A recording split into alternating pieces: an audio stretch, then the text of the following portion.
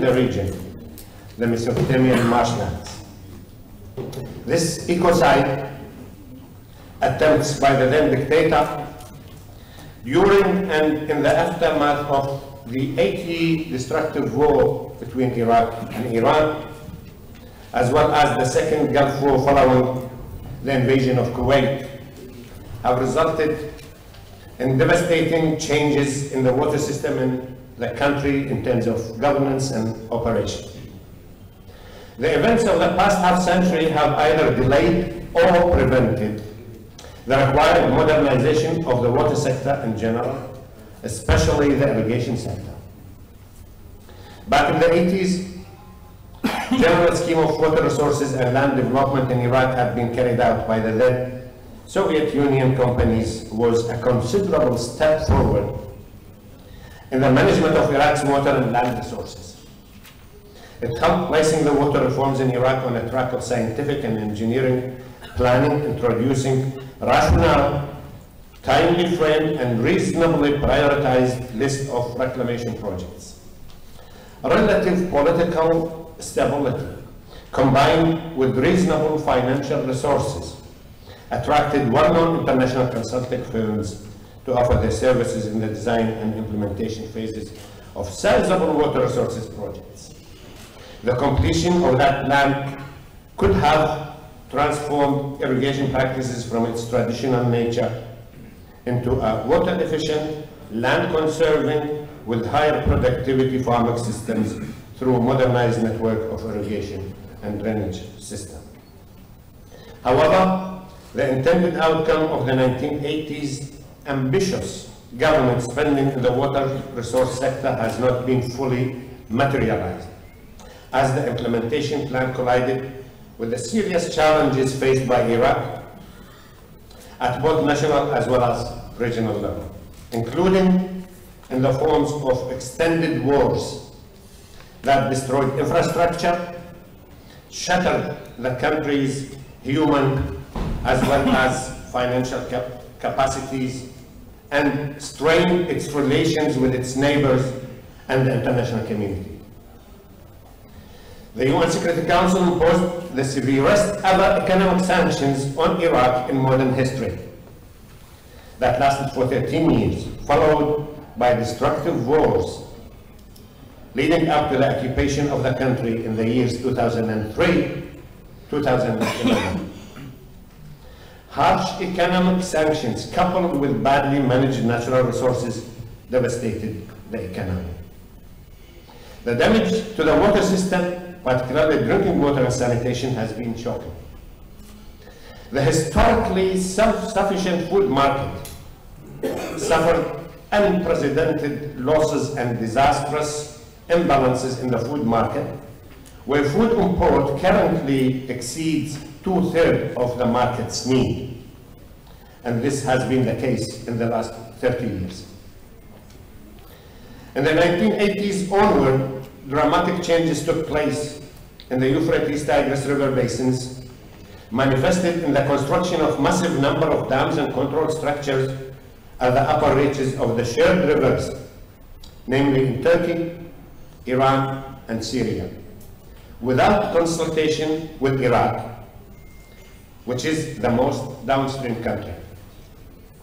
Consequently, the implementation of the project specified in the general scheme of water and land was not possible, as the input and baseline data has been altered and unilateral interests of the above-mentioned countries prevailed. Additional unaccounted for in that strategy, unaccounted for factor was the climate change impact on water and land in Iraq and the region, which is considerable, which is considered very, very significant.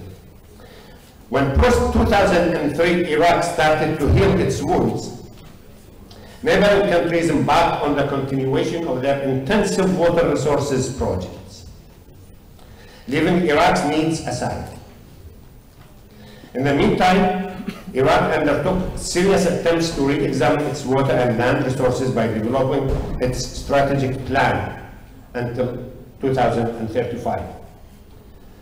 The plan, entitled Strategic Study of Water Resources and Land in Iraq, was completed in 2014. However, security challenges, the collapse of oil prices in the global market, and scarcity of funds led to a delay in launching the full implementation of the strategy. The Strategic Study of Water and Land Resources, albeit delayed, represents a comprehensive update of the previous strategy of the 1980s. It is a roadmap for the development of water and land resources in Iraq, successfully linking them to energy and food sectors using a nexus approach. In 2018, when I was the Minister of Water Resources, in collaboration with the Dutch government, invited the IHE Dutch Institute to review the strategic study and develop a bilateral work program to streamline and reprioritize implementable projects in the light of current climate and hydrological data. The collaboration is underway. It is anticipated that the review would consider the impact of climate and demographic changes, the unprecedented, ever-escalating demands on water in all riparian countries, achieving sustainable economic growth, preserving the environment, and protecting the World Heritage listed site of the Iraqi marshlands. It's not an easy ride, but it is extremely necessary in the face of the formidable challenges that Iraq and the region are witnessing. The strategy has two components, namely national and regional programs of action. The national program comprises improved water governance and water reforms, modernization of irrigation practices, establishing better linkages with food and energy sectors, rehabilitation of hydraulic structures, and many more. In a post-conflict environment, water reform is proving to be a formidable task, but it is achievable. The second track is achieving long-term settlement of the shared water issues between Iraq and its neighbor, as 70% of the flow in Iraq comes from outside its national borders. In an area like the Middle East, we don't lack issues that generate disputes, tensions, and conflicts, including armed conflicts. High demand on limited water resources is an obvious risk to regional stability. Water, like many cross-border issues in our region, such as terrorism, climate change, and desertification, requires sound national policies and programs, but first and foremost, regional coordination and cooperation. While technical cooperation and coordination are essential to manage the shared water resources, they have so far been inadequate to achieve the long-awaited outcome represented by long-lasting agreement on transboundary water resources, ensuring equitable and reasonable utilization and avoiding significant harms to riparian countries. Speaking from regional perspective, we are observing widespread war destruction, rising unemployment, displacement and poverty, declining water resources, regional instability, ambiguous and hegemonic geopolitics, in addition to many other factors that turn significant parts of the region into a battlefield with terrorism.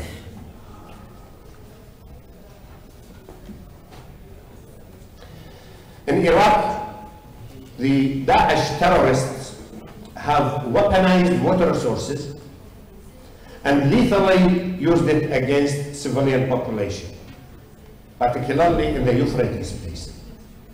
It has become obvious that Daesh, as an international and regional threat, is thriving not only on its ideological bigotry, but mainly on social conflicts, political instability, poverty and unemployment, failure of economic development, and lack of basic services.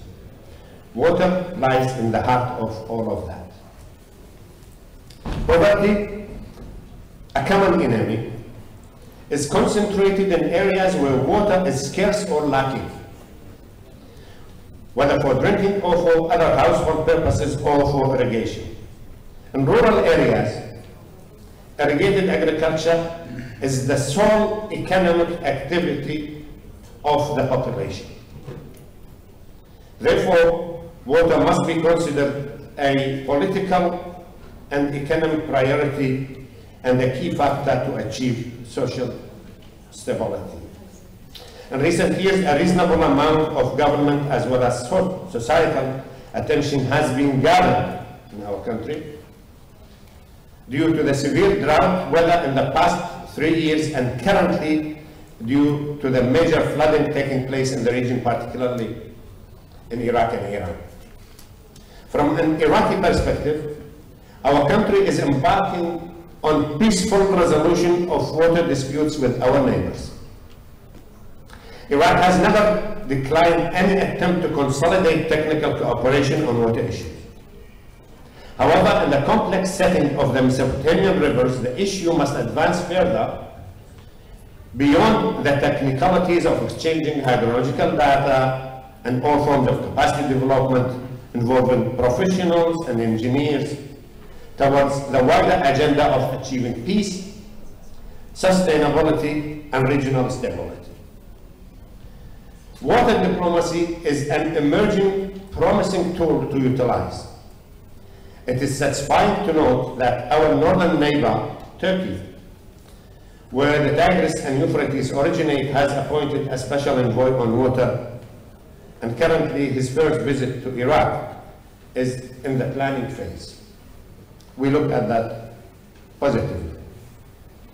Similarly, the recent unprecedented flood along the Iraq-Iran border, this is a flood that has never been witnessed in the history of our nations. Following severe drought, that drought ignited undesirable social and political contempt because of the control of the headwaters by our neighbors. So it's pushing the water relations higher up on the bilateral diplomatic agenda. Just today, the Prime Minister and a member of a delegation, high-level delegation, including the water resources, came back from Tehran to Baghdad. So water was discussed at the highest level. So this is also a new development in our relations with our eastern neighbor. Finally, it's worth emphasizing that national water resources strategies can and will deliver better results if they are based on a regional approach where technical cooperation teams are coupled with a duly empowered, properly authorized, and diplomatically skilled personnel who can advance the common good of all parties, ensuring that shared water resources are sustainably utilized for the benefit of all the people in the region. I thank you.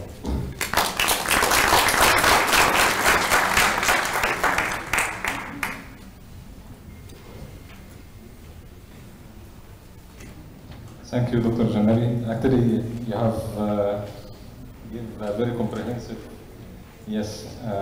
information starting from 1980s war and its impact on finance and water management, introduction of different expertise, and then destruction of water infrastructure that affected the performance of the sector. Also, this 13 sanctions after the 13 years sanctions after the war, this was a challenge, as well as that led also to deterioration of different aspects of the sector, not only the infrastructure but also brain drain of, I know that there are a lot of brain drains from Iraq have left the country to outside world. Unilateral action, this is a big challenge actually. Sometimes when a country feels that unilateral action they will not be affected by it, but they will be affected by it, either through the increase of terror cases like ISIS appeared due to water issues. We have in Africa here, Boko Haram have appeared because of water crisis in Lake Chad. And illegal migration is another dimension that also would affect. So if I feel that I do unilateral action and will not be affected or I'm protected, this is a wrong perception that all of us need to create awareness among all of us. When I mentioned the case of Egypt, we have about 40 million farmers or 40 million persons are relying on farming. So when we calculate that the reduction of 2% of the available water resources in Egypt will lead about 1 million persons jobless. Imagine that where did they will go, and they are the poorest in Egypt. So they either go to the north, to the south, and it will create, of course, social unrest, not only in Egypt, but in the whole region. The same in Iraq. This could, extend the instability, social unrest, as well as appearance of terror groups. Dr. Hussein Al-Atfi would like also to put, more perspective on the whole Arab region, how this transboundary or water management and water scarcity could be dealt with hydro diplomacy. Thank you very much, Mr. Chairman. Bismillahirrahmanirrahim. Excellencies, honorable participants, distinguished gathering, ladies and gentlemen, good afternoon to everybody. Allow me to go to Arabic a little bit in 1 minute and then I'll come back in English, just to express my feeling today. الحقيقة شرف لي بالنيابة عن المجلس العربي للمياه والأصالة عن نفسي أن أتواجد اليوم مع هذه النخبة المميزة والتجمع الفريد في هذه البقعة الجميلة من لبنان معشوقة العرب، واللي احنا نأمل إن شاء الله إنه خلال الفترة البسيطة القادمة أن تعبر كل الصعاب من أجل تحقيق طموحات الشعب اللبناني إن شاء الله. ويمكن احنا النهارده بنتواجد في الأسبوع السابع للمياه في بيروت عشان نناقش شؤون وهموم قضايا المياه في المنطقة العربية وكيف يمكن إيجاد الحلول، خصوصا لما بنتكلم عن الحلول بنتكلم طالما هناك في تحديات عابرة للحدود فيبقى الحلول يجب أيضا أن تكون عابرة للحدود. فإحنا النهارده بنلتقي عشان نتواصل ونناقش هذه الأمور. يمكن كان المجلس العربي للمياه أيضا من أسبوعين كان عنده جمعية يومية وأيضا ناقشنا كل هذه القضايا والأمور كأولوية في المنطقة العربية. فأنا عايز أتقدم بالشكر الجزيل للسيدة وزيرة الطاقة والمياه في لبنان الشقيق والزميل العزيز الصديق الدكتور فريق أمير والفريق العامل معه الحقيقة لتنظيم هذا الحدث وللدعوة الكريمة. كما أتقدم بالشكر مرة أخرى على التكريم اللي أنا بعتز وبأفخر بيه. ليس لأنه التكريم ما أنا بعتبروش تكريم شخصي، لكن أنا بعتبره تكريم لكل من ساهم وعمل في خدمة المجتمع المائي الووتر كوميونتي وساهم بجهده لتحقيق بعض الطموحات اللي كلنا بنأمل إليها في التنمية والمياه. أشكركم. So now I move to English, yes. So on behalf of the Arab Water Council, myself and my group, the colleagues of our representatives, we have an honor. I'm honored to be part of this important event. Thanks to Her Excellency Mrs. Nada Bustani and Dr. Fadi Komir and the organizers for this kind of invitation. Now let me to say that very beginning and very clear and very simple that it goes without saying that transboundary water issues are critical in the Arab region, where the region witnessed major changes, either political, economical, social, environmental changes. And where water is come in the heart of these changes and the heart of these challenges. Water, we know that about 60% of our water, renewable water, is coming from originated from outside of the Arab region borders. And it comes to, as is mentioned this morning, it's at 97%, reached 97% in Egypt. So water crises are escalating. in the region, water scarcity, demographic pressure, and aggravated by climate change, socio-economic impacts, forced displacement, unplanned migration, poverty, instability, and of course, water insecurity and food insecurity. And I have to say that the time of easy water is over. And the time of intensive use of fuel energy is also over with the affordable price. Even I have to add also the time of getting healthy food in a reasonable price is also over. So it's a matter of very complex situation. And as the use of water increased, the potential for competition, for conflict, and instability is also increased. In last decades, we witnessed that too many initiatives, too many efforts focus on transforming the water.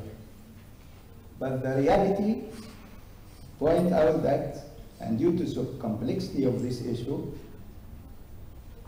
still this issue, the transwater issues, still remain unfortunately unresolved. And this is a reality. So there are some, of course, some triggers for this. The most of governing system in the transboundary water is either partial or incomplete. There is no solid agreement. There is no solid self-enforced agreement. There is no clear agreement. There are unilateral actions, no integrated hydraulic systems, lack of integrated vision, even lack of trust, and the transboundary groundwater even have a little attention. And if we add to this that the international laws, unfortunately, they are unforeseen. Meanwhile, we have some of the Arab water are under occupation. Maybe Dr. Shad is going to speak about this, but this is against all peace treaties, all ethical, moral, and laws. So then this is the responsibility of the international community. So, considering all of this complexity, there is a dire need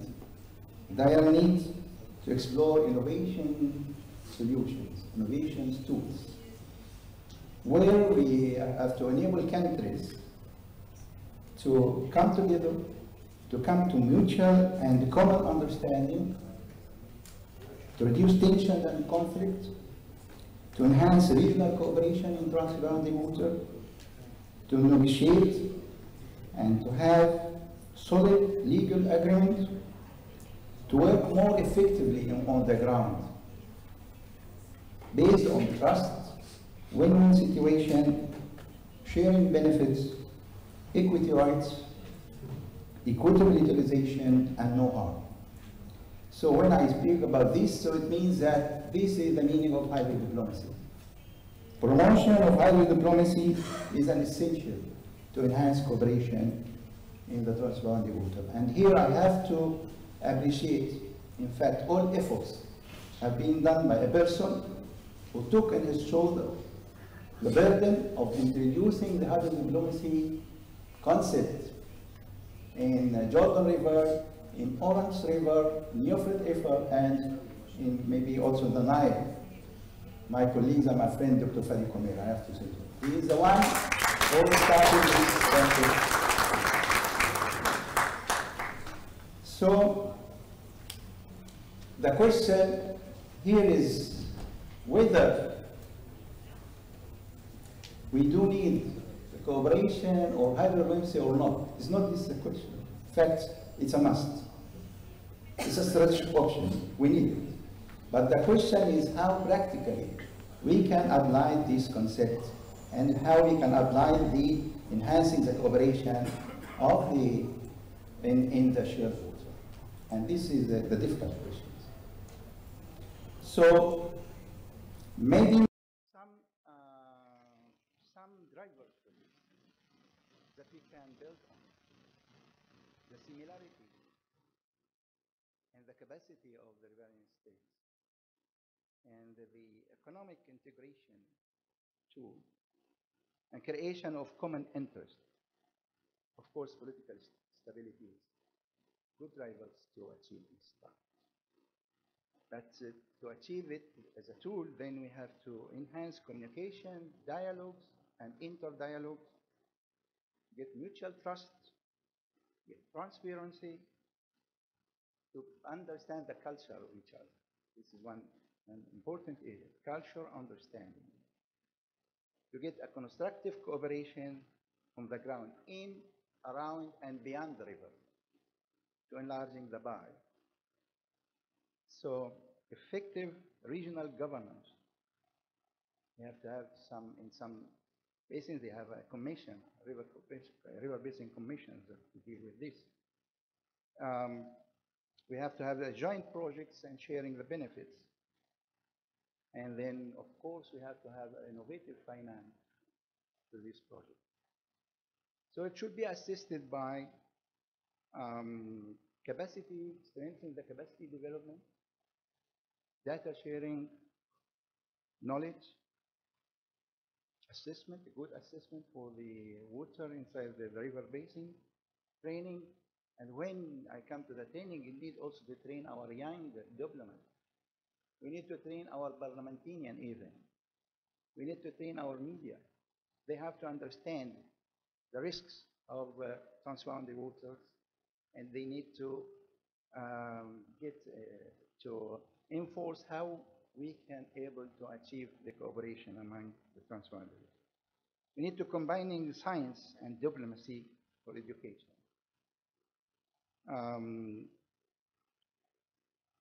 The question is, are we have the opportunities to do this? Yes, we have. The answer is we have. We have the opportunities. We have the interdependency within the Arab region is a real and should help to move from it's a reality.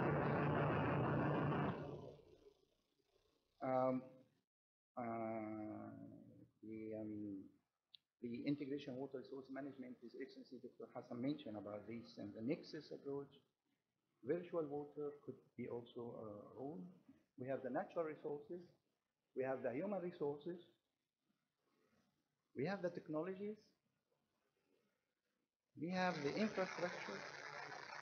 So economic integration also is we have some river basin. We have seen success stories in Senegal and Niger rivers. Dr. Abdullah is here, indeed. And in Asia, the Mekong River, the Indus River. And in Europe, the Danube and the Rhine. There are a lot of success in these stories, and we have to learn from it. Now I have to say, what are the good news? The good news that recently more attention is given to the transboundary water issues at different levels. Global level, maybe in 2013, we already celebrated the World Water Day about this cooperation in water. You remember this. And then the SDGs, the goal 6.5 is calling for cooperation in water. On the World Water Council, as the last, the 8th World Water Forum was under the theme of sharing water.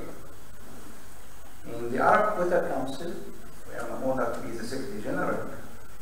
We have the 4th Arab Water Forum, 2070, with His Excellency Dr. Abdul was giving a key message in this.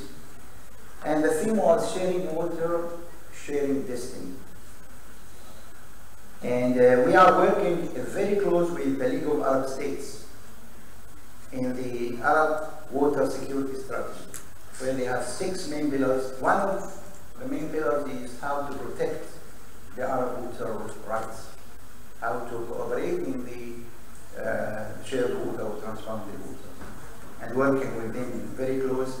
And we are in a moment for preparing a guidelines, a framework, just to put some principles to enhance the cooperation in the water, in the shared water. Meanwhile, lastly, in the General Assembly meeting, we decided to establish or formulate what we call a think tank. A think tank that can bridge all of the political and technical issues and come to enhance the cooperation in the shared water. And we are committed and we are welcome to cooperate with anybody towards this, to achieve this concern. So, ladies and gentlemen, I'm in conclusion, I have to say that yet the challenges of transboundary or shared water are allowed, but so are the opportunities. So if we look to the history, water by nature is a powerful incentive for cooperation by nature. Water flows without recognizing any borders. And since 1948, history shows that only 37 acute cases of conflict over water. So the opportunity is there. There is no twist time anymore. We need to work. We need to accelerate our work. For peace and stability, shared water should be a priority in our national and regional policies and planning. Also, the transboundary issues are, we have to consider they are a long-term political process. It needs wisdom, patience, qualification, political will. And here, I believe that we have to give the chance to diplomacy to solve these issues. And that's why we have this hybrid diplomacy procedure to be introduced. And the diplomacy can play an effective role towards reducing conflict and tension, and to move from confrontation to cooperation. So failure should not be an option, otherwise all are losers. So it's our duty and obligation, dictated from our people, to work sincerely together to overcome these challenges facing our region and help our children to have a better and prosperous future. And this can be achieved only and only if we are all a real believer in the value, in the great value of cooperation. With this, thank you very much. Thank you, Dr. Rafi. Actually, we'll start with the last statement that he has mentioned, that we have all to believe on what we are doing, and everything is solvable once we get convinced with that. The mutual perception and mutual understanding are very vital for water diplomacy. He has mentioned innovative tools as well as holistic training, not only for water specialists, but for parliamentarians, for kids, for everyone in the water room, every user. Also, knowledge and data could help in, facilitating many water issues. Interface between science, policy, as well as diplomacy is very important. Science policy interface. How can we, to get the political support, we need to convince politicians that there are ways, and they must be involved in that. And this is part of implicit capacity building to our politicians, to be in our stream as water specialists and take care of water issues. Our next speaker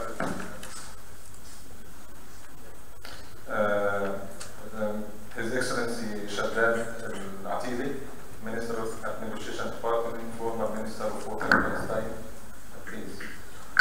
Thank you, Your Excellency, Excellencies, colleagues, ladies and gentlemen. Let me start by thanking you, Dr. Fadi Kumer, my dear friends, for the kind invitation for Palestine to be represented here in the 7th Beirut Water Week. Please extend our regard to Her Excellency Madam Spaniel, and let me congratulate you for the organizing of this beautiful forum. So I'm the Palestinian who sitting at this stage.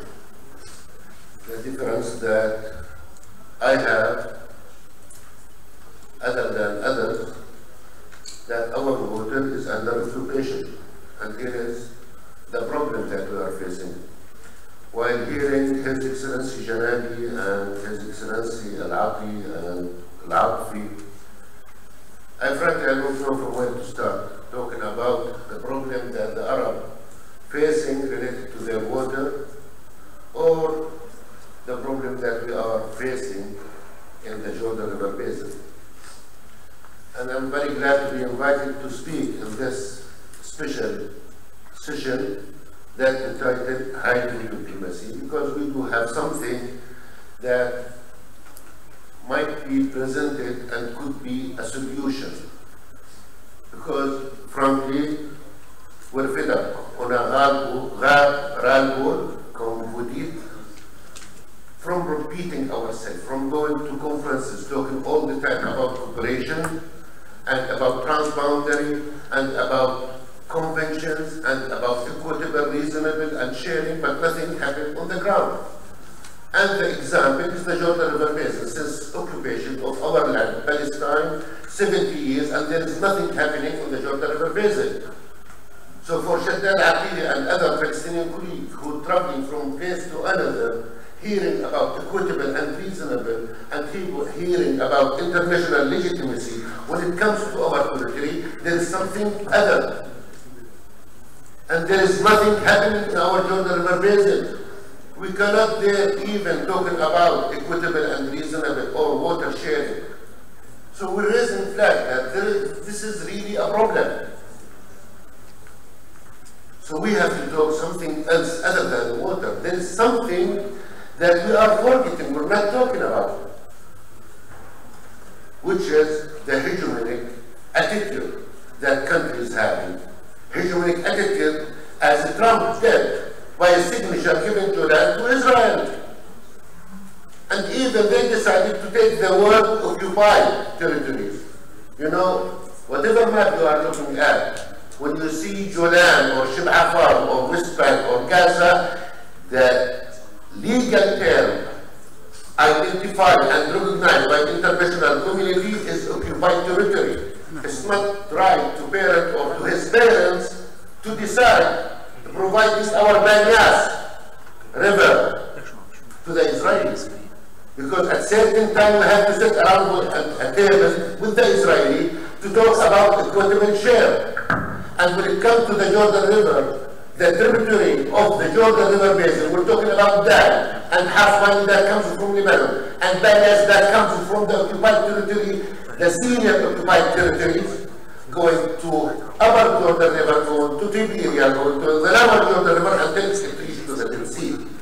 So it's not up to Trump to give our Julan and to give the occupied territory to the Israeli who doesn't deserve and who doesn't own this land.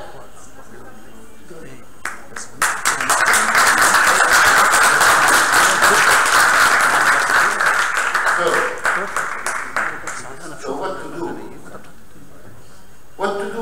Keep just going to these conferences, keep just going to learn more about good practice, good water governance. But when it comes to Palestine or when it comes to Arab water, we are level. We couldn't do anything.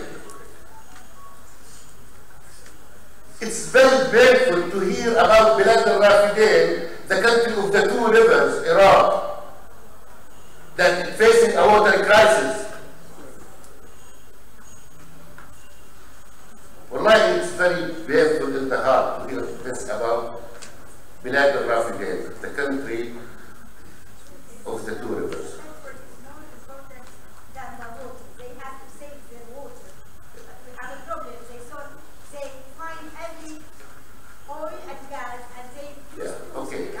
So this is why we talk about hydro diplomacy. I want to come to a conclusion about the hydro, why it's very important. Why we shouldn't just come into conferences going out with a conclusion is not implemented or are not implemented. We have to start thinking out of the box. You know, His Excellency, when he's talking about 40 million, almost half of the Egyptian population are farmers, are relying on water. You know, on the Renaissance Dam. This is why the Egyptians are really, they're getting crazy about this project. And they're not saying that Ethiopia hasn't tried to build the Renaissance Dam. They're saying no significant harm. And we can sit and discuss not to make any significant harm to the Egyptian. In the meanwhile, we see time that you build your dam. So this is actually the diplomacy. This is what the Egyptians are saying. Because tomorrow, if the dam is built, 40 million are under threat. And if you look at Egypt from the Google map, you see that all the Egyptians are residing along the river, and the remaining is desert. But what will happen when there is no water in this river? The gift of God. This is how we call the Nile. And when it comes to Palestine, because we don't have access to our own resources, you know, the Palestinians, we did the historical compromise, and we said we do recognize Israel on the 78% of the historical Palestine. Let's enable us to do our Palestinian state. And our Palestinian state is in Gaza Strip and West Bank, including East Jerusalem. And when we signed the agreement, we put the 5 issues of the conflict at a later stage. Jerusalem, refugees, settlement, border, water. And as I was the Minister of Water, and I used to call myself, I'm the virtual minister. Why the virtual minister? Because I cannot even make a decision. And when donor comes, and thanks for all donors to help the Palestinian Water Authority, so I'm telling them, would you please just exercise pressure on Israel to enable us to drill wells?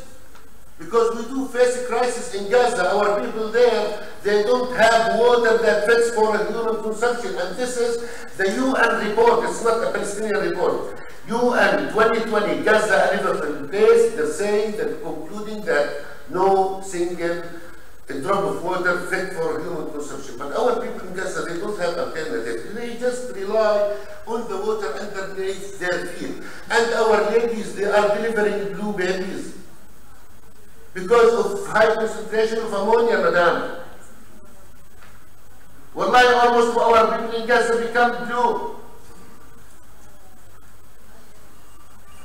So what to do? We need our water in the Jordan River Basin, but we don't have access since 70 years to the Jordan River Basin.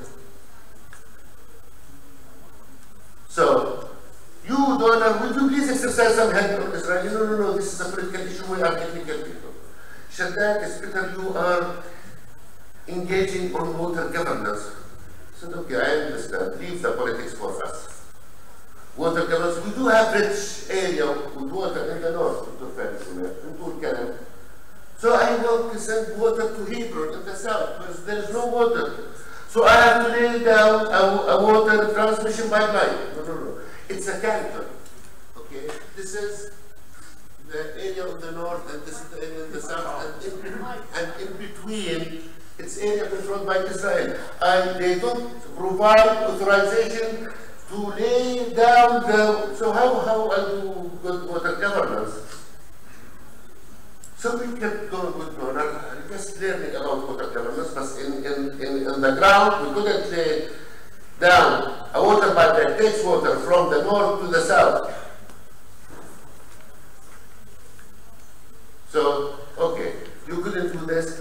Shaddad, or let's say to the current water minister, why not reducing the leakage? Your water pipes, the losses is more than 50%. Fine. We will be, our strategy is focusing on reduction of water losses. So we need to change pipes. So to import pipes here, we don't have control of our crossing point on the border. They are occupying us. I have to submit with the donor request to import pipes. And then I have to wait. Talking to the World Bank, talking to the EU, talking to the X and Y, we just accelerate importing pipes because we want to replace the pipes to reduce the leakage and to be good, to raise a flag that we are doing good in terms of water governance. So this is our situation. So what to do?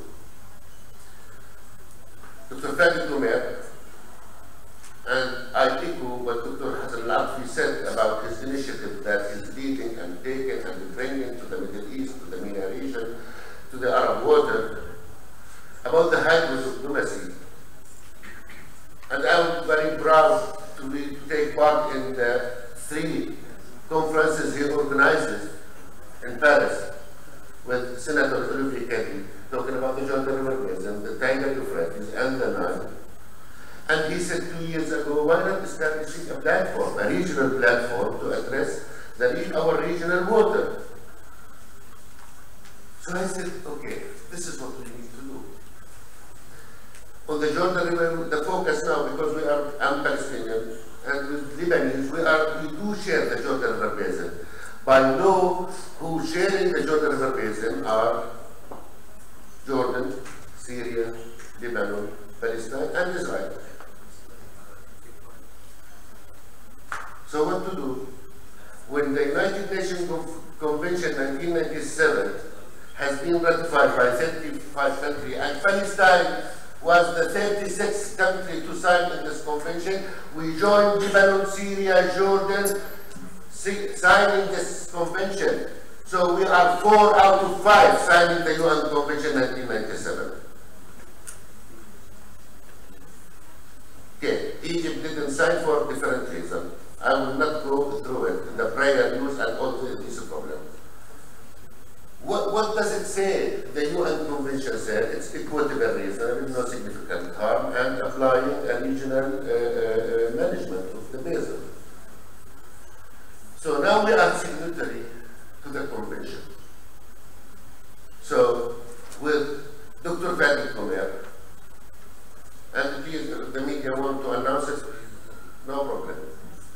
We are developing an initiative of establishing a secretariat for the riparian of the Jordan River Basin, those signatory to the UN Convention. And I'm saying, okay, Israel is welcome once it's signed, once it's adhered to the international legitimacy, international law, they are welcome to join us on this secretariat that we are establishing. It's not yet established, we're still working on it. We're still babysitting it. Why we're doing this? Because we don't want just to keep saying water, hydro diplomacy, and we're doing nothing. No, we'll start doing something concrete. And we said we have first to arrange our internal house. Our internal house Arab, it's Jordan, Israel. Wallahi, there is a lot of fight between the Jordanian and the Syrian over Yarmouk, which is attributed to the Jordan River Basin. So we would like to resolve our own problems first. And then regional, we do exchange knowledge among our states. And we do establish a secretariat for the Jordan River Basin. A secretariat that responds to the UN Convention 1997 and 1992, sir. And I know that once they hear this, they're going to come and knock on our door. The UN Convention, the secretariat, 1992. And we are open to cooperate, but give us just time because we need to develop this. And we spoke to certain institutions that they welcome such initiative and they're going to start working with us on this. And inshallah, in the 8th Beirut Water Forum, if I'm invited. This is the diplomacy that means please do invite me. We will show show you a complete step that's taken. And this is a promise. Because we're doing this not to please ourselves. We're doing this to please the generation to come. Because we are talking about water that belongs to God. That's a gift of God. That is not given to anyone here. That we should reserve and keep for generation to come. And with this I end, and I thank you, Dr. Fadi, and it's really a pleasure to be with you in the coming 2-3 days during the week. Thank you.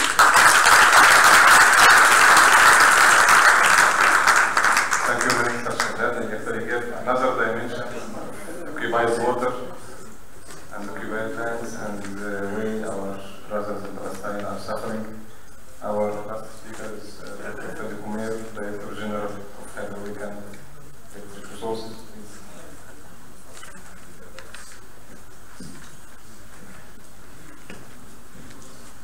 Can we have another telephone for translation?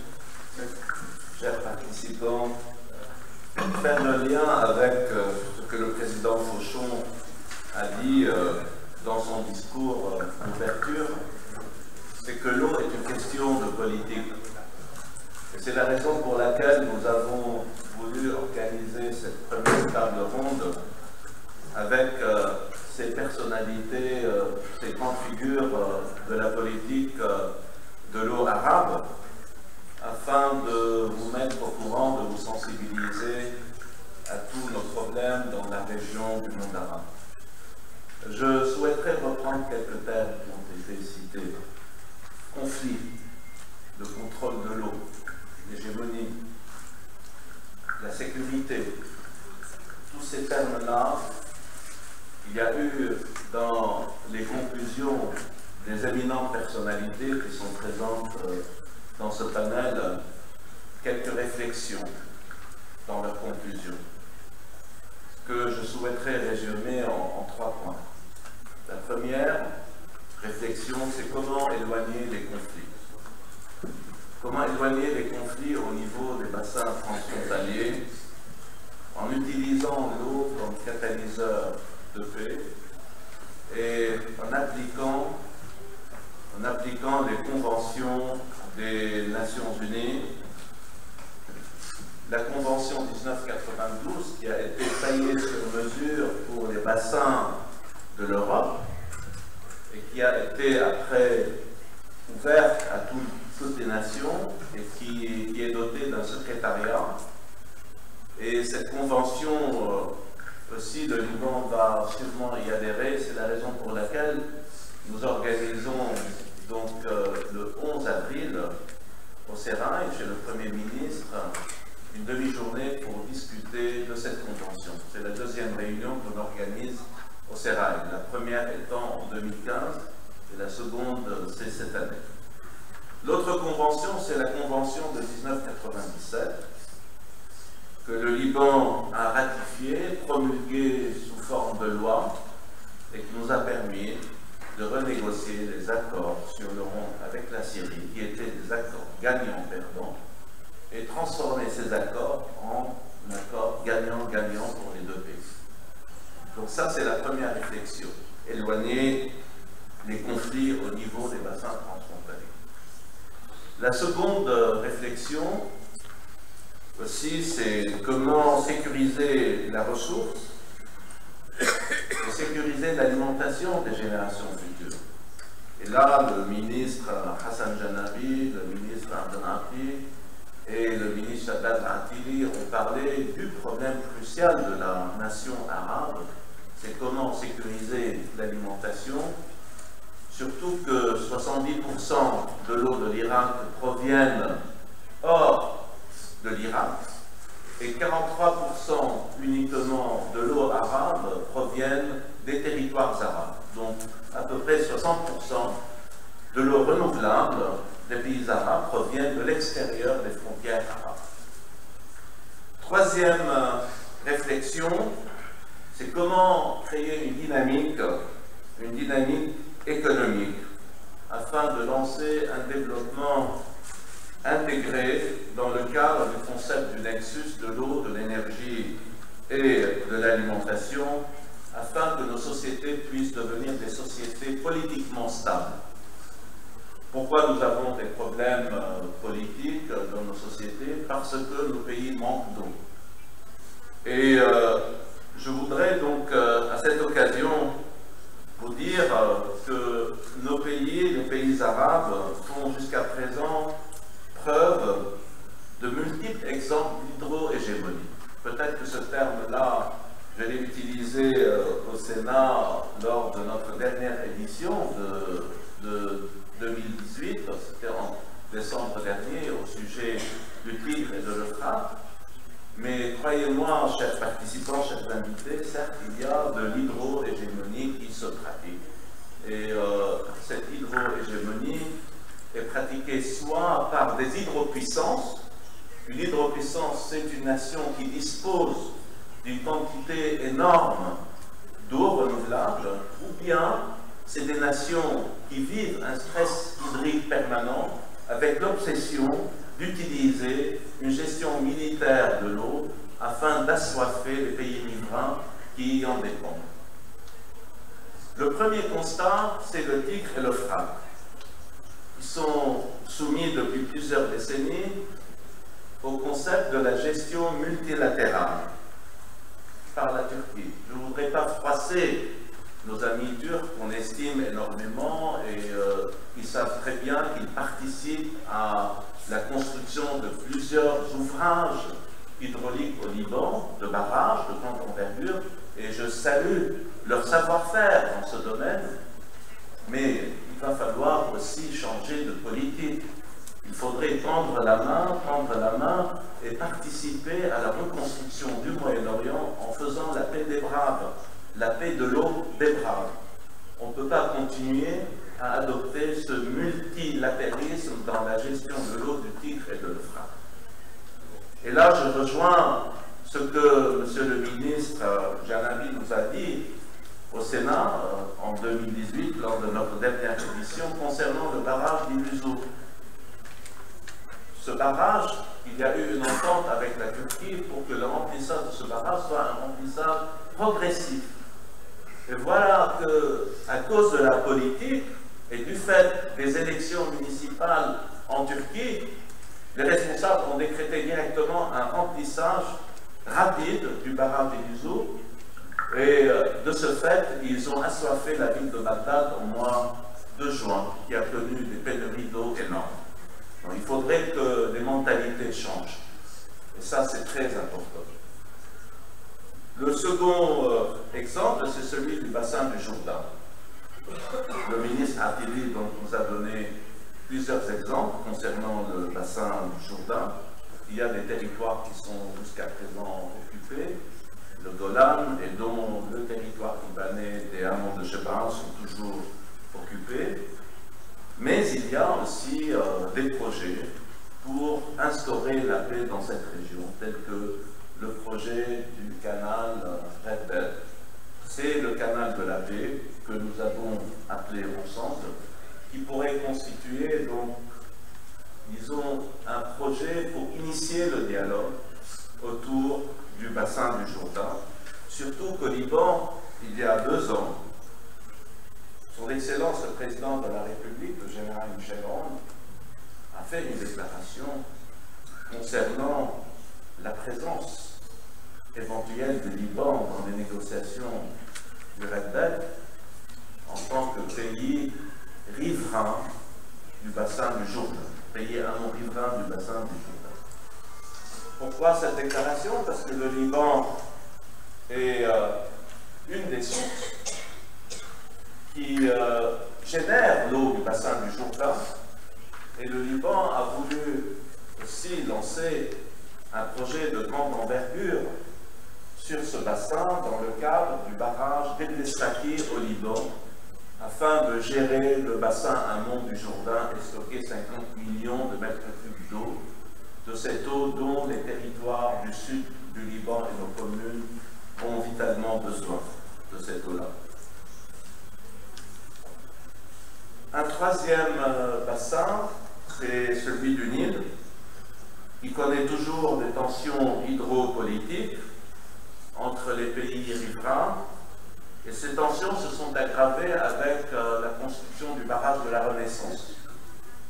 Moi, j'ai toujours dit que c'est un barrage politique, ce n'est pas un barrage conçu par un ingénieur. Car les 7000 mégawatts dont nos amis éthiopiens souhaiteraient produire auraient pu être produits en installant des turbines au fil de l'eau, à cause de la puissance hydrologique du Nil. On n'a pas besoin de conduite forcée, donc on n'a pas besoin d'un barrage qui stocke 60 milliards de mètres cubes d'eau pour produire les 7000 mégawatts. C'est la raison pour laquelle c'est un barrage politique pour mettre à genoux un pays frère. Certes, non, ce pays frère ne se mettra jamais à genoux. Et c'est la raison pour laquelle ce pays frère qui est l'Égypte, avec la présence de son Excellence le ministre Al-Abdi, et bien sûr le souffle que le président, le général Al-Sisi a donné, a lancé de nouveau l'initiative du bassin du Nil, afin d'amorcer le dialogue autour de ce bassin et dire aux pays riverains qu'on peut très bien arriver à un consensus dans le cadre d'un remplissage progressif sur 8 ans ou bien sur 10 ans. Donc ce sont les trois principaux points chauds de l'eau qui est liée à la politique, mais je souhaiterais aussi vous faire un témoignage concernant un exemple d'une hydrodiplomatie réussie. C'est l'hydrodiplomatie qui concerne le bassin de l'Oronte. Ce bassin dont les négociations ont commencé avec la Syrie en 1948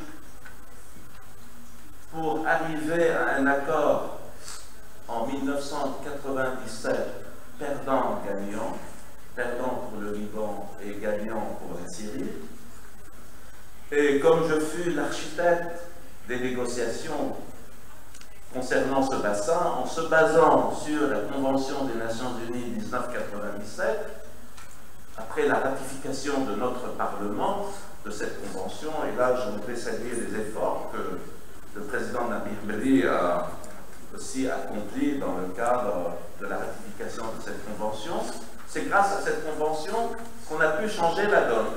C'est la raison pour laquelle j'invite tous les pays arabes à adhérer à la Convention, soit de 1992 ou bien de 1997, afin que le processus de l'hydrodiplomatie, qui est certes un processus politique, mais avant de le concrétiser sur le plan politique, il va falloir le réaliser entre techniciens.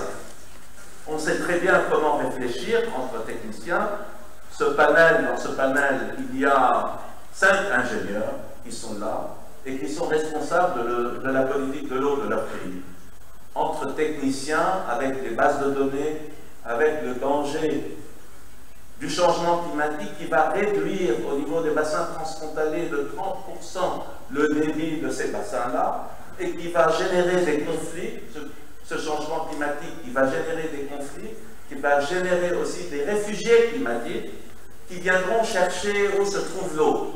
L'eau se trouve au Liban, l'eau se trouve en Turquie. C'est pour cela un message adressé à nos amis turcs d'intégrer le concept du partage équitable et de l'utilisation raisonnable de l'eau. Car un de ces jours, ils vont se retrouver avec, je ne sais pas combien de vingtaines de millions de réfugiés climatiques qui viendraient chercher l'eau chez eux. C'est pour cela, dès maintenant, il faudrait qu'on travaille tous sur le concept de l'hydrodiplomatie et l'asseoir dans le cadre du nexus de l'eau, de l'énergie et de l'alimentation en lançant 2 initiatives. Une initiative qui touche aux négociations entre les pays qui souhaitent négocier sur les principes des conventions des Nations Unies, ou bien les pays qui n'ont pas adhéré aux conventions, lancer une initiative de médiation entre les pays. Le médiateur est un médiateur important, indépendant, c'est la raison pour laquelle cet après-midi, nous allons donc écouter Madame la professeure Michel Guillaume, qui a lancé l'Institut de médiation en France, comment appliquer la médiation au bassin transfrontalier. Une des questions qui a été posée à notre ministre lors de l'initiative du Sénat en 2018, pourquoi la Turquie n'a pas adhéré, n'est pas rentrée dans les négociations sur l'euro? Ah ben, la réponse était très simple, parce que la Turquie n'était pas signataire de la Convention des Nations Unies de 1997. S'il n'y a pas de négociation, donc il y a un autre moyen de lancer les discussions ensemble entre pays riverains, c'est la médiation. Et c'est la raison pour laquelle maintenant on va donc voir dans le cadre de 2 films vidéo. Le premier film, c'est la stratégie du ministère de l'énergie et de l'eau. Elle est basée sur la GIR, la gestion intégrée des ressources en eau, et aussi un autre film que M. Rachad Chawa souhaiterait aussi présenter, c'est celui de la Banque de l'eau. On a parlé des eaux transfrontalières, mais il y a aussi une utilisation des eaux non conventionnelles, c'est le transfert de l'eau. Comment transférer l'eau d'un pays à un autre en cas de pénurie d'eau? Eh bien, je vous remercie.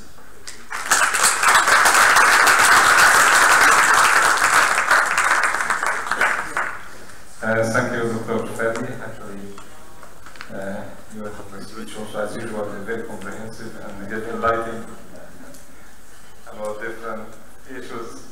The 3 questions that you have raised about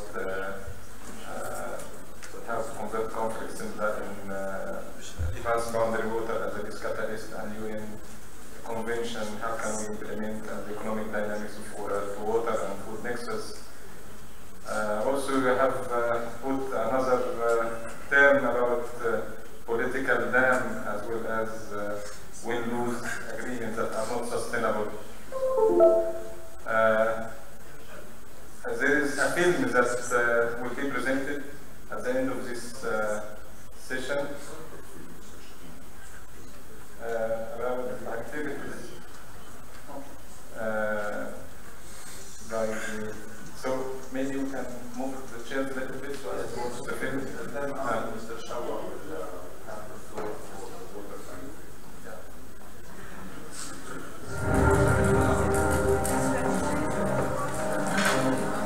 L'eau est devenue la ressource principale pour le développement durable du Liban.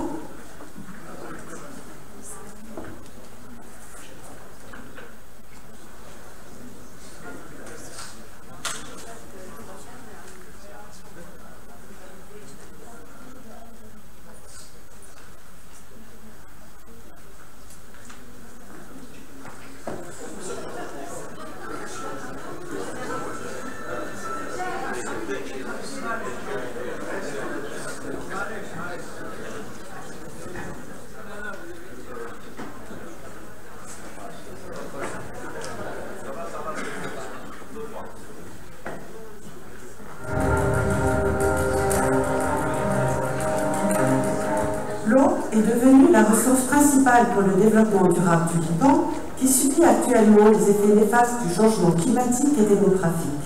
Répondre à la demande croissante en eau des Libanais pose de grands défis aujourd'hui et à l'avenir. D'une part, l'eau est liée à la sécurité alimentaire et à la stabilité sociale du pays, et d'autre part, elle fait partie intégrante de la production et de l'exploitation énergétique.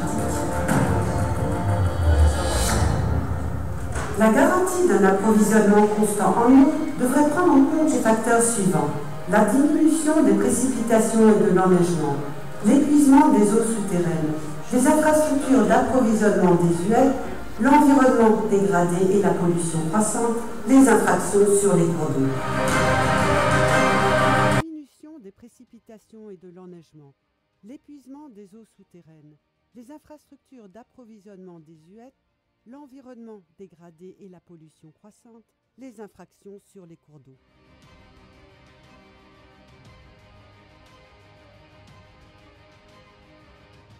Les ressources en eau renouvelable annuelles sont estimées à 2,7 milliards de mètres cubes pour une année moyenne de 800 mm de pluviométrie. Si les précipitations et la fonte des neiges ne sont pas stockées, il sera impossible de satisfaire la demande en eau dans les périodes d'étiage. En outre, le front de neige qui a avoisiné les 800 mètres d'altitude dans les années 70 se situe actuellement entre 1000 et 1200 mètres. Le réchauffement climatique, qui génère aussi des situations d'exception, agit négativement sur les ressources renouvelables du pays. L'eau produite par la fonte des neiges passera de 1,2 milliard de mètres cubes par an à 700 millions de mètres cubes pour une élévation de température de 2 degrés Celsius et à 300 millions de mètres cubes pour un réchauffement de 4 degrés Celsius.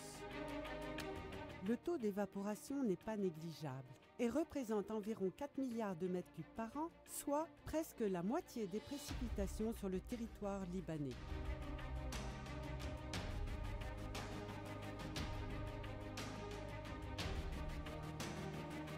La surexploitation des aquifères due au pompage excessif de l'eau, couplée d'une consommation injustifiée de l'énergie, entraîne l'intrusion de l'eau de mer et l'augmentation de la salinité dans les nappes, l'épuisement des aquifères et par conséquent la perte de la réserve stratégique d'eau souterraine.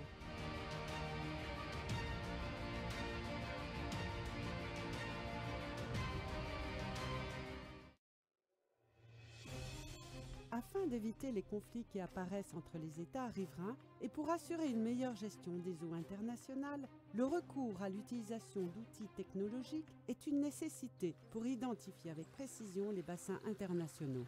Le Liban a proposé à la communauté internationale d'appliquer le concept de l'hydrodiplomatie conformément à la Convention des Nations Unies de 1997. Le pays du CED prévoit la construction de 2 barrages sur le fleuve.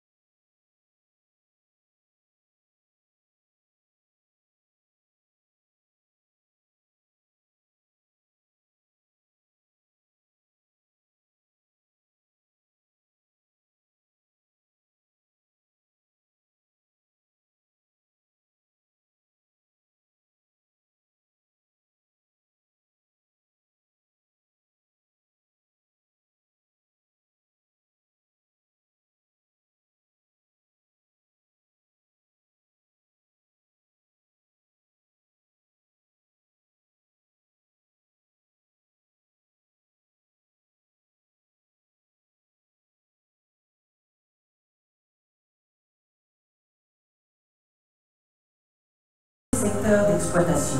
Irrigation 900 millions, industrie 150 millions, eau potable 500 millions, total 1,55 milliard de mètres cubes. Si on améliore le réseau d'irrigation d'ici 2040 en intégrant le système goutte dans le cadre d'une gestion durable, les résultats en mètres cubes seraient les suivants. Irrigation 2 milliards, industrie 400 millions, eau potable 1 milliard, total 3,4 milliards de mètres cubes.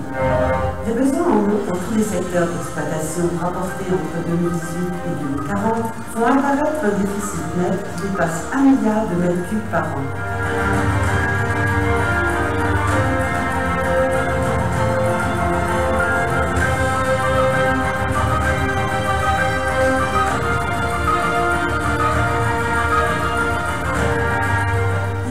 Également que les ressources en eau sont très limitées dans les périodes d'étiage entre juillet et octobre. Celles-ci sont estimées à 295 millions de mètres cubes par rapport à la demande de tous les secteurs, qui est évaluée à 285 millions de mètres cubes. Par conséquent, le déficit en eau pour 2018 avoisinant les 690 millions atteindra environ 1,6 milliard de mètres cubes en 2040. Il est donc nécessaire de mettre en œuvre des projets de réforme pour éviter la pénurie hydrique.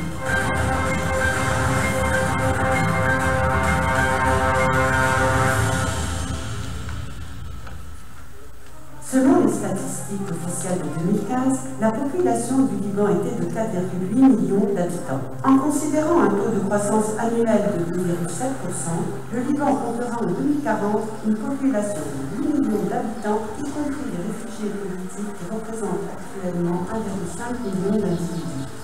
Selon les indications de la Banque mondiale, le calcul de la demande en eau potable et industrielle se fait sur la base de 300 litres par habitant et par jour. Concernant la demande en eau pour l'irrigation, et d'après les indications de la FAO et du ministère de l'Agriculture, la surface irriguée en 2018 a été 110 millions d'hectares, alors que la superficie prévue pour 2040 atteindra 280 000 hectares.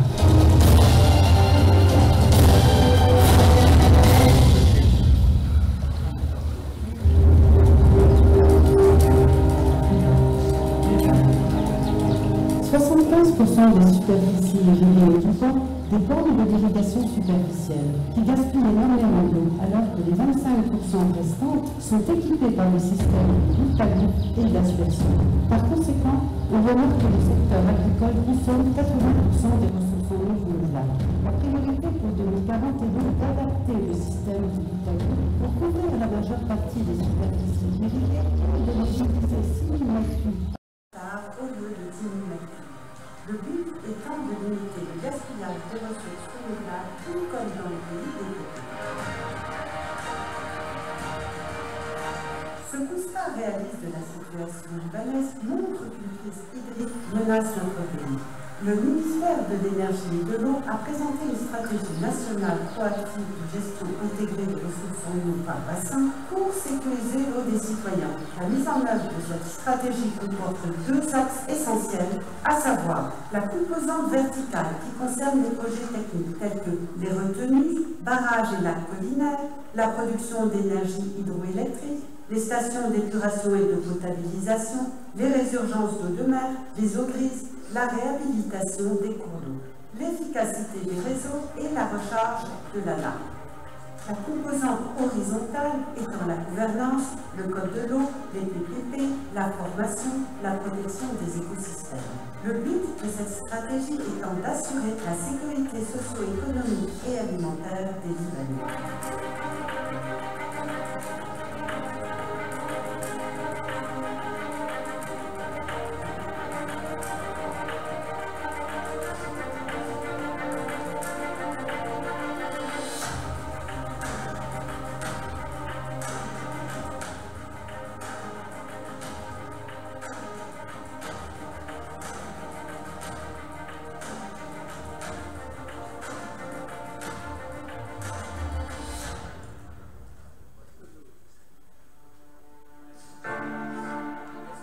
L'énergie, l'alimentation et l'écosystème ne peuvent être traités séparément. Ils sont étroitement liés les uns aux autres dans le cadre du concept du nexus. Le lac d'Annan et les périmètres agricoles qui l'entourent, la station hydroélectrique d'Arkash, dans la région de Jésine, sont des exemples à suivre et doivent être envisagés chaque fois que les conditions le permettent. Le nexus porte plusieurs avantages à la fois.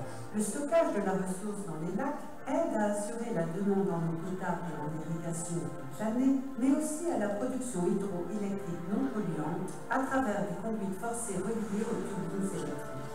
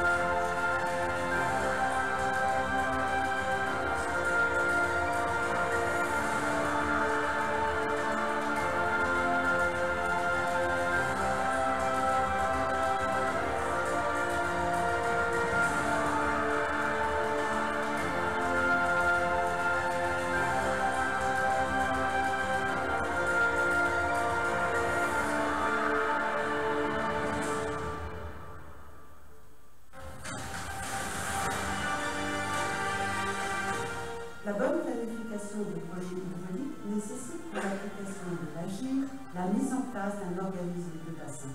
Celui-ci doit rassembler tous les acteurs concernés par la gestion de l'eau au niveau du bassin afin d'établir la coordination nécessaire entre eux. Il sera composé des représentants des entités suivantes: les administrations publiques et la société civile, les établissements des eaux, les comités dirigeants et les industriels, les secteurs socio-économiques, environnementaux et sanitaires, les représentants des écoles, des universités et des centres de recherche.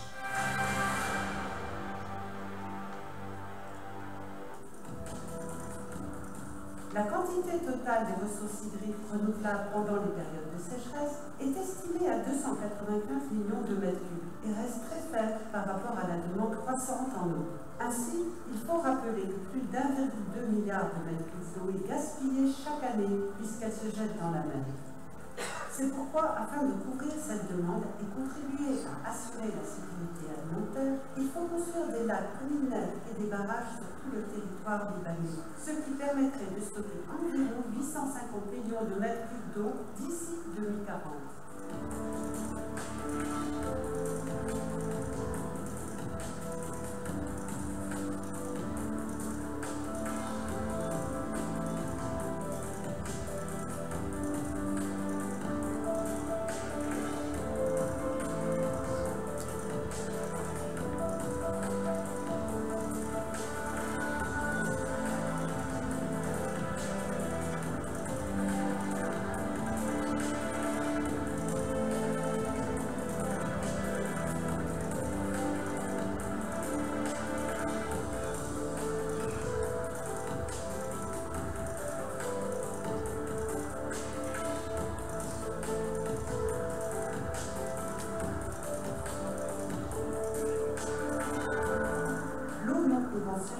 Qui est estimé à environ 565 millions de mètres cubes, pourrait assurer des ressources en eau supplémentaires et couvrir une partie du déficit hydrique prévu pour l'an 2040.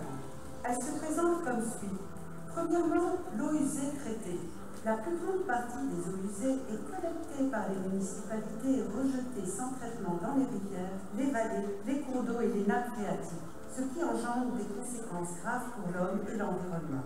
Il est donc nécessaire, d'ici 2040, d'assurer un traitement tertiaire de l'eau usée par le moyen de stations d'épuration et bénéficier ainsi de cette nouvelle ressource évaluée à 180 millions de mètres cubes pour le secteur agricole.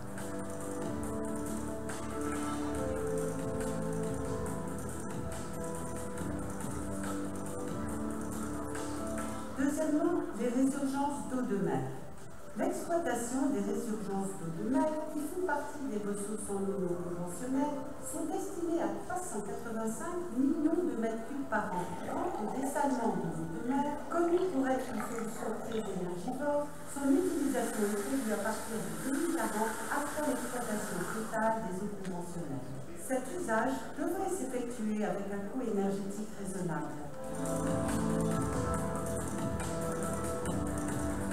La bonne gestion des ressources en eau nécessite une réduction du gaspillage hydrique dans les réseaux de dessert qui présente un taux de fuite de 48%. L'augmentation de l'efficacité de ces réseaux de 50 à 70% aurait pu fournir 130 millions de mètres cubes d'eau potable supplémentaires pour 2018. L'amélioration du rendement pour atteindre 90% en 2040 pourrait mobiliser une eau supplémentaire annuelle d'environ 480 millions de mètres cubes.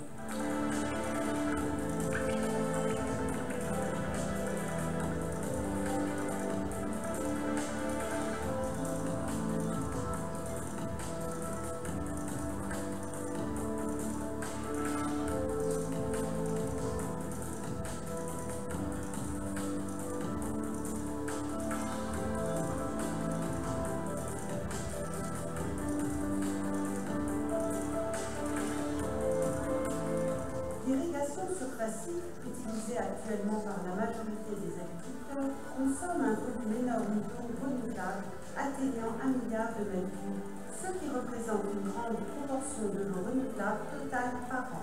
Par conséquent, la rationalisation des pratiques agricoles en utilisant des techniques modernes d'irrigation telles que le goutte à goutte et l'aspersion mobiliserait un apport d'eau supplémentaire de 1,1 milliard de mètres cubes.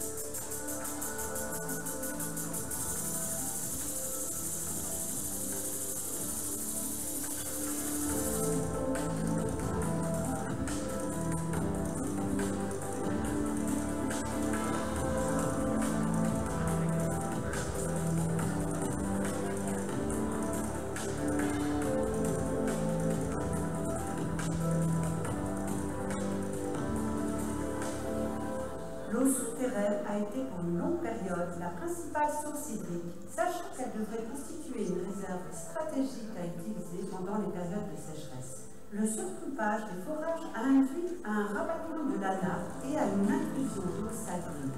Par conséquent, le ministère de l'Énergie et de l'eau a inclus dans sa stratégie nationale la recharge naturelle et artificielle de la nappe.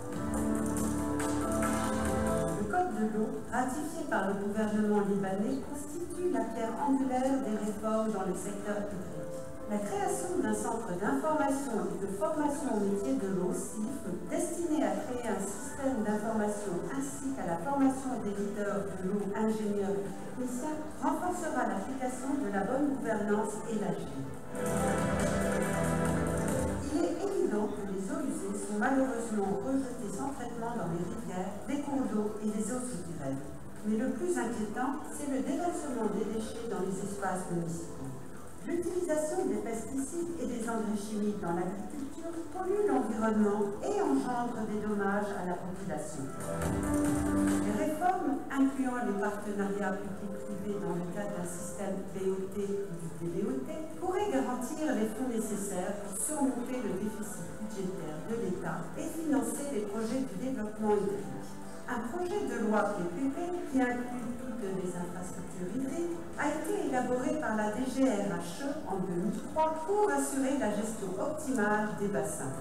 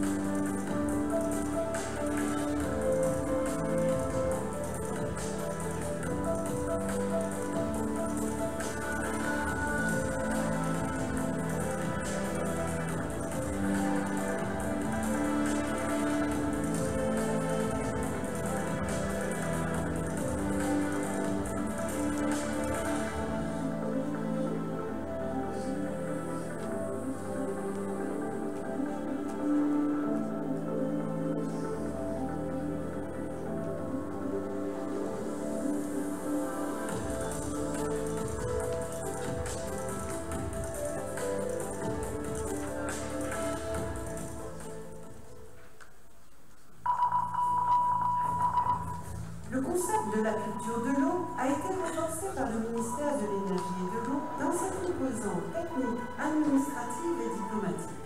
Ces différentes initiatives visent à appliquer l'agir afin d'atteindre les ODD 2, 6 et 7, eau, énergie, alimentation, à travers la sensibilisation des citoyens et de la société civile contre le gaspillage en vue d'une bonne utilisation des ressources hydriques. L'application du concept de coopération au niveau des bassins transfrontaliers pour un partage équitable et une utilisation raisonnable des ressources en territoire riverain basée sur la Convention des Nations Unies de 1997. Par conséquent, l'objectif de la culture de l'eau présenté dans ce documentaire vise à concrétiser et à préserver les dignités humaines telles que statuées par les Nations Unies en se basant sur les initiatives suivantes. Assurer une distribution équitable de l'eau potable à chaque citoyen, Encourager les utilisateurs d'eau à entretenir, conserver, recycler et utiliser les ressources hydriques d'une manière responsable, conserver une eau de qualité en adoptant les procédures de l'OMS, conserver l'écosystème des rivières afin de préserver l'environnement naturel, organiser des activités de sensibilisation à la culture de l'eau, informer et mobiliser les citoyens sur tous les problèmes liés à l'eau. Nous espérons que ces différentes initiatives permettront de sécuriser les populations de cette région, berceau de toutes les religions monothéistes. Nous remercions Son Excellence M. César Abdelkhalil, ministre de l'Énergie et de l'Eau, et M. Fadi Georges Thomas, directeur général des ressources hydrauliques et électriques, pour les efforts déployés dans la réalisation de ce documentaire.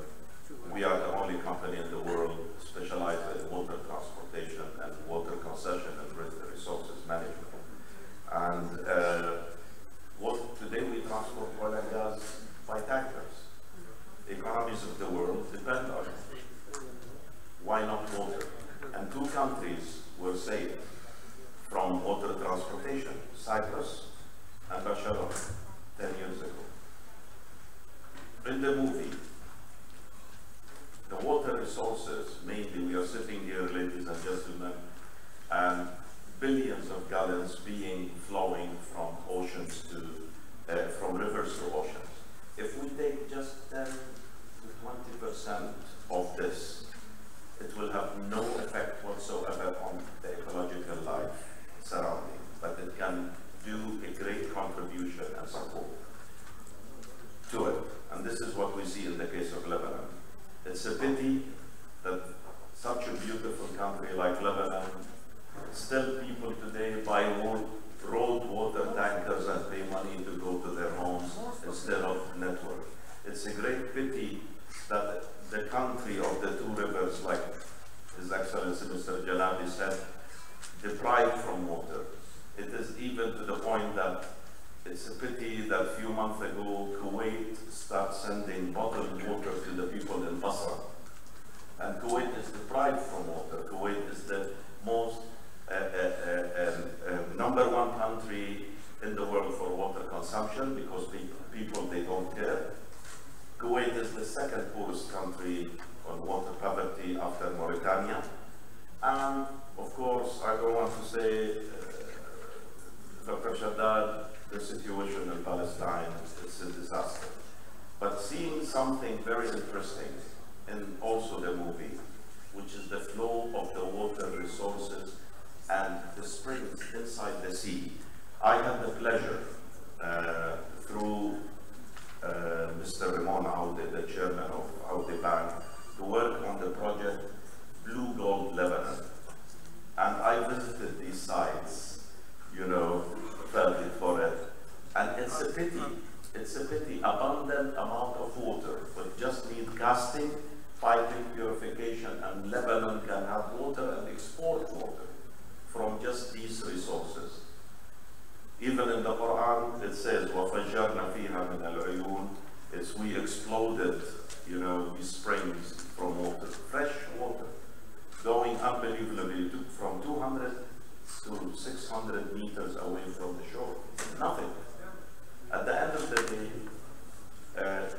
we all know the problem, we all know everything, implementation is the name. Seeing the problem for water is two major aspects and what surrounds them. Mismanagement of water resources, plus, old infrastructure, you name it, and lack of finance. This is the problem for water in the world. We have abundant amount of water worldwide, but there is a mismanagement of water resources. This is what led me 4 years ago to address the subject at the World Bank and the IFC. And I went there and made a presentation for them on my own personal aspect to tell them about the project, to the point that the Director General of the World Bank, he said to me, you opened our eyes into something we were not seeing. I started laughing. I said, who I am to open your eyes at the World Bank? Well, they said, yeah, we are so busy concentrating on the work of the bank, we have no time to think of such initiatives like this. And after my presentation to them, they established a high panel of water, which consists of 10 presidents, Mr. Ban Ki-moon, the former US Secretary General, and the President of the World Bank, to back the initiative of establishing the first international water bank in the world. We finished the first stage just last month, and inshallah, in 2020 summer, it will be up and running. It's already, we have submitted applications to the authorities, and we are moving in it, and it requires the big participation of everybody around the world. It will help, it will work with world organizations, banks, sovereign funds, institutions. The capital of the bank will be $5 billion US as a working capital to start with. And this is something that is new. We have all sorts of banks around the world, from conventional banks, Islamic banks, industrial banks, agriculture banks, real estate, you name it. But there is no bank for water. And water is the most essential thing in life. And again, I salute Dr. Tumeir for his effort, and I salute you, Dr. Shaddad, for your great efforts in this cause, and Mr. Abdel-Ati as the Secretary General for water also, and we have to work all together for this cause. And there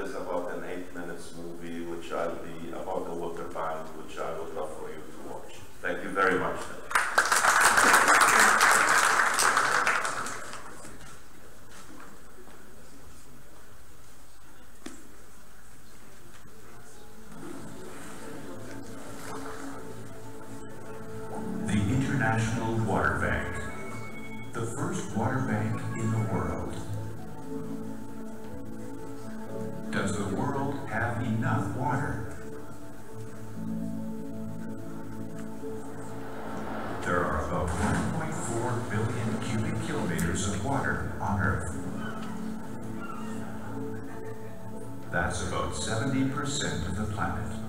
But only 2.5% is freshwater, and the rest is mostly seawater. 70% is stored as ice or permanent snow. About 30% of accessible fresh water is groundwater. Only 0.3% of fresh water is found in rivers and lakes. So, 0.5% of the world's water is usable. This leads many people to think that there is a severe lack of water. A growing global population expansion of agriculture, industry, and climate change all contribute to this view. Water scarcity affects 40% of the world's population. By 2025, water use is predicted to increase by 50% in developing countries and by 18% in developed countries. The International Water Bank will become a defining moment in human history. We will bring together knowledge, technology, and financing to invest in one of today's greatest challenges, the scarcity of water. Our mission is to provide integral solutions to people's need for water globally and to support sustainable development of the water resources management. And our focus is to improve people's conditions and livelihood. It's been 10 years since the global financial crisis started, and questions are emerging everywhere. What is the role of finance today? And we start to see different initiatives going everywhere in the world. And this is what the International Water Bank is about. It's about providing finance to raise money for one of the biggest needs of people on Earth, financing water. It's about doing good and doing well, marrying commercial performance, financial returns, and a strong impact on the world. That's really what's behind this initiative, and I think it's a great way forward for finance after 10 years of, let's put it this way, failure. The International Water Bank will bring for the first time a true constructive partnership between the public and private sector, and aim to assist countries to develop their water infrastructure and companies to develop their business. The International Water Bank will bring finance, knowledge, and technology to the water industry worldwide. It will address one of the most important challenges that we face today, which is the shortages of water and the improper water resources management. And for the first time, it will create a true partnership between the public and the private sector, being the first bank in the world for water.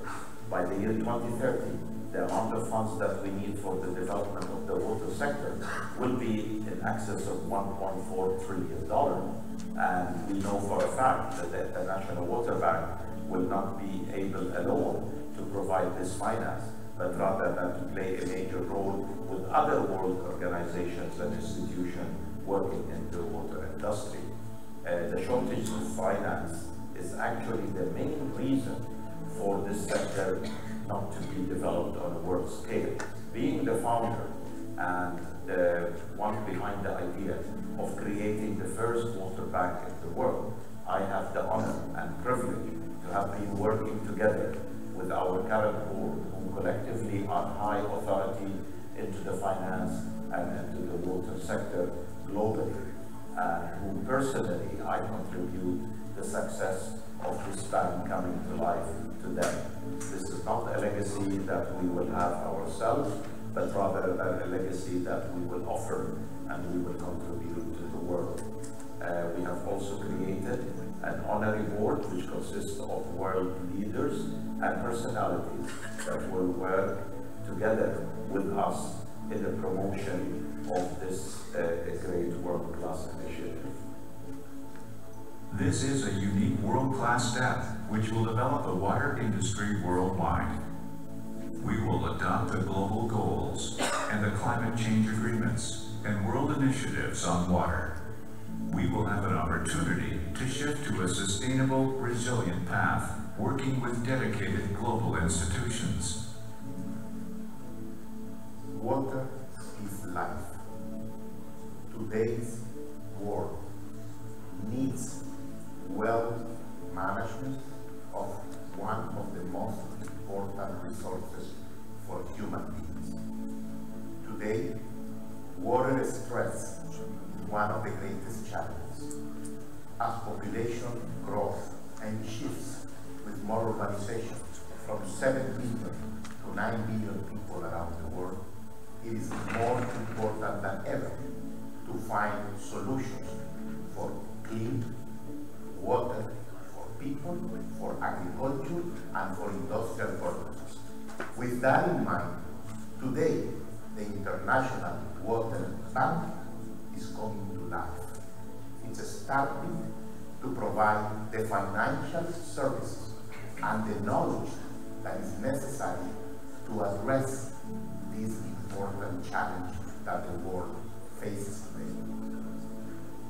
The International Water Bank wants to help countries to strengthen capacity and institutions and resources management working towards environmental sustainability and water security. Together with our global partners, we can help to bring the change needed for a water-secure world for all. Our mission is to provide water for everybody around the world and to enhance the development of the water sector worldwide. My strong message today to governments, to the private sector, to NGOs and all organizations working in the water industry globally is to put their hand with us into the success of this great initiative for the benefit of everybody. The International Water Bank will be the reference address for water finance globally, working in line with the Sustainable Development Goals. The International Water Bank is finally coming to life for the prosperity of everybody around the world. If water can give us life, then destroying the system that delivers water, and indeed the system that gives stability to populations, can take life away from them. His Royal Highness Prince Al Hassan bin Talal. Water is central to the well-being of people and the planet. We need it for health, food, security, and economic progress. Water holds the key to sustainable development. Ban Ki-moon, UN Secretary General. Water scarcity is faced with several challenges, on top of which is the worldwide lack of water resources. We are therefore required to perform research on the sources that provide this vital element and to enhance them for a guaranteed flow in order to put away the specter of conflict and tension, which is unfortunately suggested by many indicators. His Highness Sheikh Sabah Al-Ahmed Al-Jaber Al-Sabah, the Emir of the State of Kuwait. The International Water Bank is an effort that brings together financial institutions, the private sector, civil society organizations, and international organizations to provide financing and knowledge for the people in need. I firmly believe that we are at a crosspoint where the challenge of water stress can be addressed with technology, with knowledge, and with the passion that is very much demanded in order to save lives and improve livelihoods. The future is still in our hands. Decisions we make today will determine our resilience. The world is waiting for leadership. The International Water Bank will take this challenge and keep its promise. The International Water Bank. Years ago, no one thought about it as a world necessity. We did.